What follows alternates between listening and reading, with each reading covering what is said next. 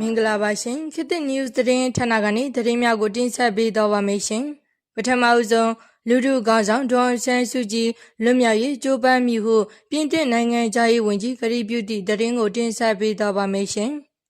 အကြမ်းဖက်စစ်တပ်မတရားဖမ်းဆီးခံထားရသောနိုင်ငံတော်၏တိုင်ပင်ခံပုဂ္ဂိုလ်ဒေါ်အောင်ဆန်းစုကြည်လွတ်မြောက်ရေးပြင်သစ်နိုင်ငံကကြိုးပမ်းမှုဟုပြင်သစ်နိုင်ငံဥရောပနှင့်နိုင်ငံသားရေးဝန်ကြီး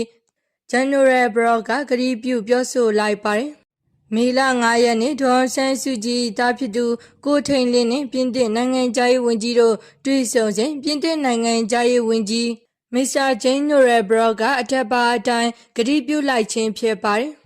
အဆိုပါတွေ့ဆုံပွဲတွင်ဒေါ်အောင်ဆန်းစုကြည်အခြေအနေနှင့်ပတ်သက်၍စစ်ကောင်စီထုတ်ပြန်ချက်များကိုပြင်သစ်နိုင်ငံသားရေးဝန်ကြီးကမှတ်သားထားကြောင်းသူမကိုအများဆုံးချွင်းချက်မရှိပြန်လည်လွှတ်ပေးရန်ပြင်သစ်နိုင်ငံကဆက်လက်ကြိုးပမ်းသွားမည်ဖြစ်ကြောင်းထုတ်ဖော်ပြောဆိုထားပါရရှင်။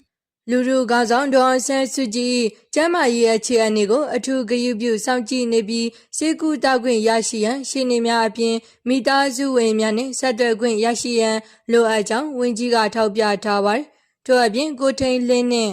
အရက်ဘတ်အဖွဲ့အစည်းများပူးပေါင်းလှုပ်ဆောင်နေသည့် Proof of Lifeလှုပ်ရှားမှုများကိုဝန်ကြီးကကြိုဆိုဂုဏ်ပြုထားပါတယ်။မြန်မာအရေးဖြည့်ရှင်းရေးအတွက်ချမှတ်ထားသောအာဆီယံဘုံသဘောတူညီချက်၅ချက်ကိုအပြည့်အဝအကောင့်ထဲပေါ်ရန်အကြမ်းဖက်မှုများချက်ချင်းရပ်တန့်ရန်နှင့်အလုံးပါဝင်နိုင်သည့်ဆွေးနွေးပွဲများဖြစ်လာစေရန်ပြင်သစ်နိုင်ငံကတောင်းဆိုထားပါတယ်။စစ်ကောင်စီဘက်ကထိရောက်သည့်တိုးတက်မှုများမရှိသည့်အတွက်2026ခုနှစ်ဧပြီလ29ရက်နေ့တွင်ဥရောပသမဂ္ဂ EU ကမြန်မာနိုင်ငံအပေါ်ချမှတ်ထားသည့်ပိတ်ဆို့အရေးယူမှုများကိုနောက်ထပ်တစ်နှစ်သက်တမ်းတိုးလိုက်ခြင်းကိုပြင်သစ်ကထောက်ခံပါသည်။အဆိုပါပိတ်ဆို့မှုများသည်စစ်ရာဇဝတ်မှုများကျူးလွန်သူများနှင့်လူ့အခွင့်အရေးချိုးဖောက်မှုများကိုပြစ်မှတ်ထားခြင်းဖြစ်ပါသည်။ပြင်သစ်အစိုးရအနေဖြင့်မြန်မာဒီမိုကရေစီအရေးဒေါ်အောင်ဆန်းစုကြည်အပါအဝင်မတရားဖမ်းဆီးခံထားရသူအလုံးလွတ်မြောက်ရေးအတွက်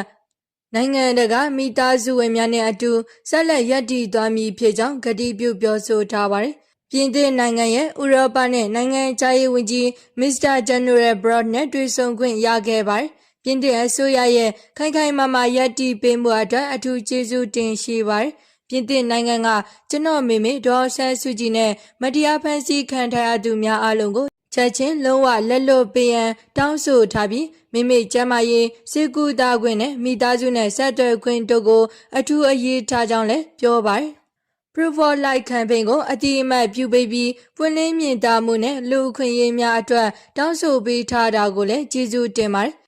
နိုင်ငံတကာအစိုးရများအားလုံးကယုံကြည်စိတ်ချရပြီးအမိအခုကင်းပြီးလွတ်လပ်တဲ့အဖွဲ့အစည်းများကအတည်ပြုထားသော Proof of Life ရရှိဖို့ဆက်လက်တောင်းဆိုပေးကြပါရန်ကျွန်တော်တောင်းဆိုလိုက်ပါတယ်ဟုကိုထိန်လင်းကလူမှုကွန်ရက်မှတဆင့်သတင်းထုတ်ပြန်ထားကြောင်းသိရှိရပါတယ်ရှင်။ပြည်တွင်တွင်ကြီးပွားနိုင်မည့်အခွင့်အလမ်းများရှိပြီးဖြစ်၍မြန်မာနိုင်ငံသားအလုံးပြည်ပသို့တွားရောက်အလုပ်လုပ်ကိုင်ကြမည့်အစားပြည်တွင်တွင်သာနေထိုင်လုပ်နိုင်ရေးဆောင်ရွက်ပေးရန်မင်းအောင်လှိုင်ကဝန်ကြီးဌာနများကိုညွှန်ကြားပြန်သည့်သတင်းကိုတင်ဆက်ပေးတော့ပါမယ်ရှင်။မြန်မာနိုင်ငံသားအလုံးပြည်ပသို့တွားရောက်အလုပ်လုပ်ကိုင်မည့်အစားပြည်တွင်တွင်သာအလုံးလုပ်ကိုင်နေထိုင်ရေးဆောင်ရွက်ပေးရန်အကြံဖတ်မင်းအောင်လှိုင်ကတပ်ဆိုင်ရာဝန်ကြီးဌာနများနှင့်အဖွဲ့အစည်းများကိုညွှန်ကြားတိုက်တွန်းလိုက်ပါတယ်။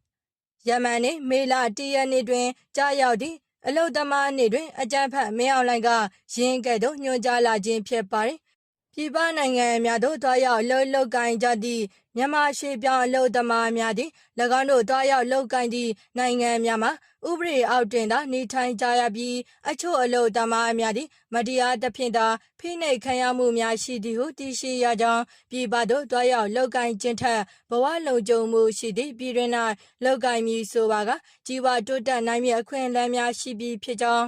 မင်းအောင်လှိုင်ကပြောဆိုထားပါသည်။ထို့ကြောင့်ပြည်ပသို့တွားရောက်လုပ်ကိုင်ကြမည်အစားပြည်တွင်၌သာအလုပ်လုပ်ကိုင်ကြပြီးမြန်မာနိုင်ငံသားအလုံးနိုင်ငံတော်၏အရေးအဝါဒအောက်တွင်ပျော်ရွှင်အေးချမ်းစွာဖြင့်နေထိုင်နိုင်စေရေးသက်ဆိုင်ရာဝန်ကြီးဌာနအဖွဲ့အစည်းများကဆောင်ရွက်ပေးကြရန်မင်းအောင်လှိုင်ညွှန်ကြားတိုက်တွန်းလာခြင်းဖြစ်ပါသည် မြန်မာအလုတ်သမားအများစုတွားရောက်လုပ်ကိုင်နေကြသည့်ကိုရီးယားနိုင်ငံဂျပန်နိုင်ငံထိုင်းနိုင်ငံနှင့်မလေးရှားနိုင်ငံတို့တွင်အလုတ်သမားအတန်းအရာရှိများထား၍၎င်းတို့၏အခက်အခဲများကိုသက်ဆိုင်ရာနိုင်ငံနှင့်ညှိနှိုင်းဖြေရှင်းဆောင်ရွက်ပေးလျက်ရှိကြောင်းမင်းအောင်လှိုင်ကဆက်လက်ပြောဆိုထားပါသည်မြန်မာနိုင်ငံသည်အလုတ်လုံနိုင်သည့်လူဦးရေအများဆုံးနိုင်ငံများတွင်၌ပါဝင်လျက်ရှိပြီးအလုံးလုံးနိုင်သူလူဦးရေပေါ်များသဖြင့်အရေးပါသည့်လူစားရင်းမြစ်အခြေခံကောင်းများကိုပိုင်ဆိုင်ထားကြောင်းမင်းအောင်လှိုင်ကဆိုပါတယ်။မင်းအောင်လှိုင်ကပြည်ပရောက်မြန်မာနိုင်ငံသားအလုတ်သမားများပြည်တွင်သို့ပြန်လာပါကပြန်လည်ထွက်ခွာခွင့်များကိုတင်းကျပ်စွာပိတ်ပင်လျက်ရှိသည့်အပြင်အသက်18နှစ်မှအသက်35နှစ်အတွင်းအမျိုးသားများကိုလည်းပြည်ပသို့အလုတ်လုပ်ကိုင်တွားရောက်ခွင့်များကိုပိတ်ပင်ထားပါတယ်။ဆက်လက်ပြီးဘီလင်းတွင်အာဝတီပွဲပြန်လူငယ်23ဦးကိုစစ်တပ်ကပေါ်တာဆဲဖမ်းဆီးကတအူးလည်းရင်300ဖြင့်ပြန်ရွေးခိုင်းနေပြီးစစ်မှုထမ်းအကြောင်းပြငွေညှစ်မှုများကိုတိုင်ကြားတော့လဲအရေးမယူသည့်သတင်းကိုတင်ဆက်ပေးတော့ပါမယ်ရှင်။မွန်ပြည်နယ်ဘီလင်းမြို့နယ်အတွင်းကျင်းပပြုလုပ်သည့်အာဝတီဖျော်ဖြေပွဲမှပြန်လာသောလူငယ်23ဦးကိုအကြမ်းဖက်စစ်တပ်ကပေါ်တာဆဲဖမ်းဆီးခဲ့ပြီးနောက်တအူးလည်းရင်ငွေကျပ်300အထိပေးဆောင်ကပြန်လည်ရွေးချယ်ခိုင်းနေကြောင်းဒေသခံပြည်သူများထံမှသိရှိရပါတယ်ရှင်။ဧပြီလ29ရက်နေ့နဲ့ဧပြီလ28ရက်နေ့ညပိုင်းများတွင်ဘီလင်းမြို့နယ်ရွှေလီကျေးရွာနှင့်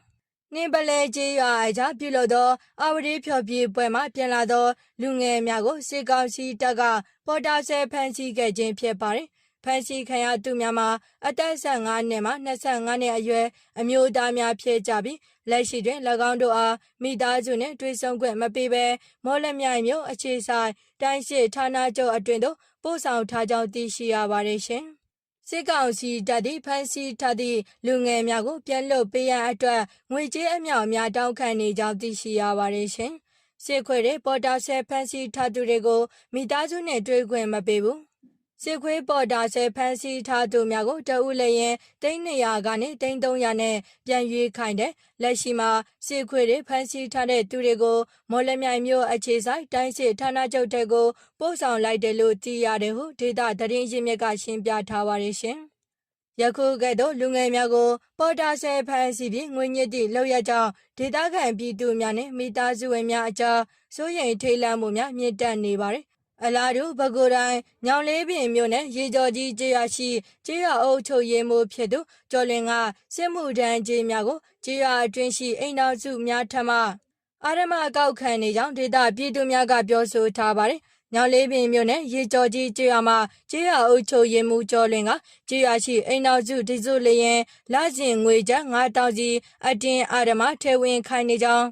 စစ်မှုထမ်းခြင်းမပေးနိုင်တော့မိသားစုများကိုစစ်တပ်နှင့်ရဲခေါ်ကအတင်းအကျပ်ချင်းချောက်ကောက်ခံနေကြောင်းသိရှိရပါတယ်ရှင်။ရွာသားတွေမှာစစ်မှုထမ်းခြင်းမတရားတောင်းတော့အရန်ကိုဒုက္ခရောက်ကြက်တဲကြတယ်။စီးပွားရေးကလည်းမပြေလည်ဘူးဟုဒေသပြည်သူတအုပ်ကပြောဆိုထားပါတယ်။လက်ရှိတွင်ရေကြော်ကြီးကျွေးသားများသည့်စစ်မှုထမ်းရန်အတွက်စစ်မှုထမ်းခြင်းမပေးနိုင်သူများ၏လေယာမြေများကိုတင်ယူမိဟုဆိုကချင်းချောက်နေကြောင်းသိရှိရပါတယ်ရှင်။